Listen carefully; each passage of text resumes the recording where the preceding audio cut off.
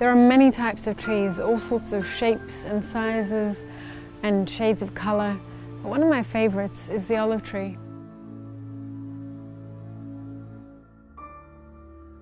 Spreading roots extend around every olive tree in order to absorb sufficient moisture in the dry conditions in which they normally grow.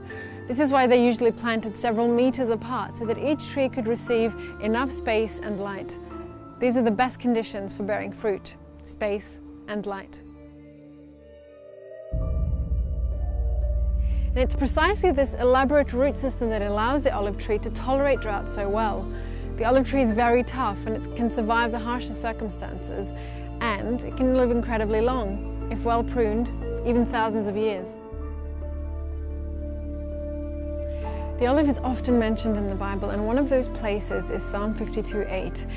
And David says he's like a green olive tree in the house of God. It's almost as though he's saying he's prosperous, he's flourishing and blossoming in God's presence. As verse 8 continues, David says that he trusts in God's chesed, God's unfailing love, His mercy, His kindness and devotion. And some have described chesed as an act that has no cause. It's proactive, it takes action.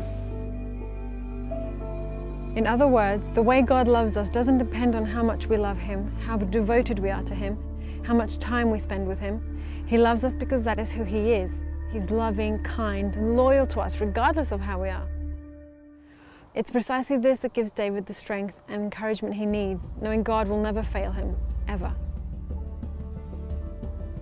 Imagine you're a tree. What kind of tree are you? Where are you planted? Are you near God or a little further away? What kind of landscape surrounds you? Do you have enough space and light? Perhaps you had a tough time and you had a friend who offered to help. Maybe the friend couldn't help in that particular situation, but it still meant a lot to you just knowing that the help was there. How do you feel about the fact that God loves you even if you're not sure you love Him too?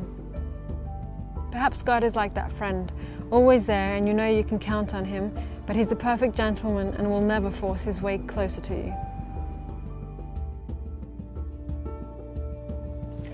Space and light.